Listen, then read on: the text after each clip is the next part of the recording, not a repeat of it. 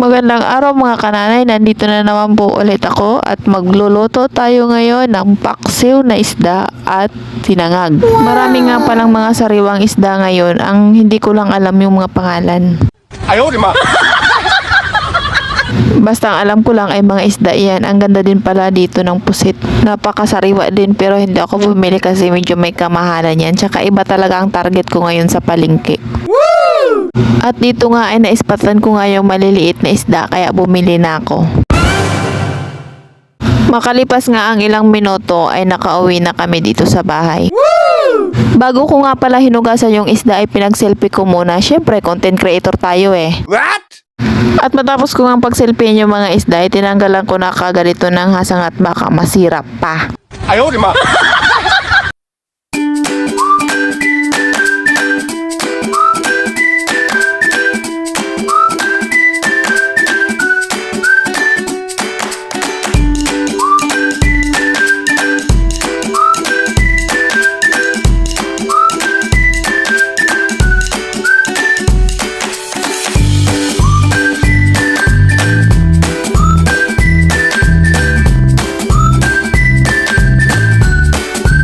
Pagkatapos ko nga itong linisan ay nagayat naman ako dito ng kamatis tsaka sibuyas.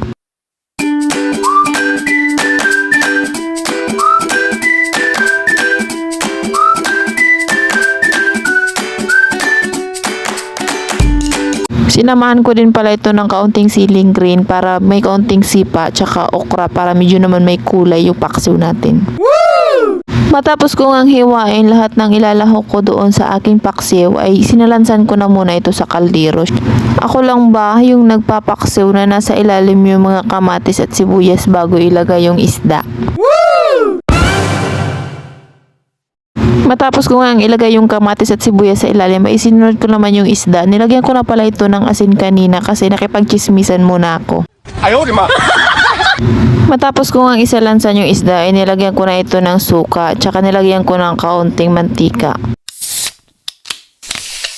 At syempre, sa lahat ng luto, hindi mawawala ang umami seasonings, Ajinomoto, kasama na ang paminta.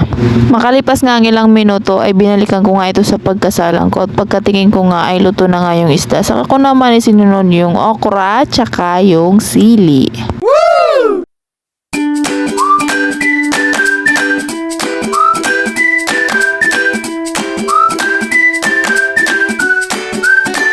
Makalipas nga ang ilang minuto ay luto na nga po ang ating paksiw. Pagkaluto nga ng paksiw ay dito naman tayo sa kanin at dahil na-miss ko nga yung sinangag kaya yun naman ang niluto ko.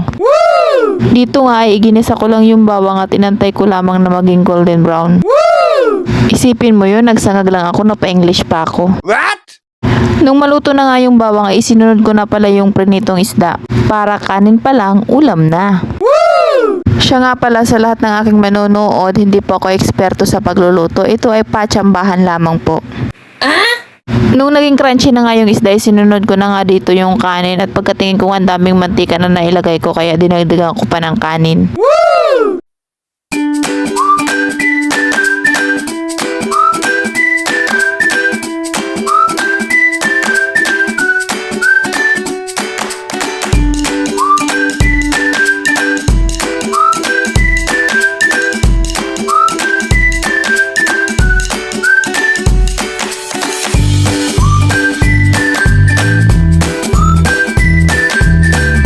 Pagkahalo-halo ko nga sa kanin ay nilagyan ko ito ng 3 itlog at syempre mikos-mikos na yan insan. Ayaw, di ma. At pagkatapos ko nga itong halo-haloin ay naglagay din ako dito ng kaunting asin para naman medyo may lasa yung sinangag natin. At pagkatapos po ng aking paghihirap ay sa wakas naluto na din po lahat. Kain po tayo. At kung nagustuhan mo po ang aking gawa, please like, follow, and share.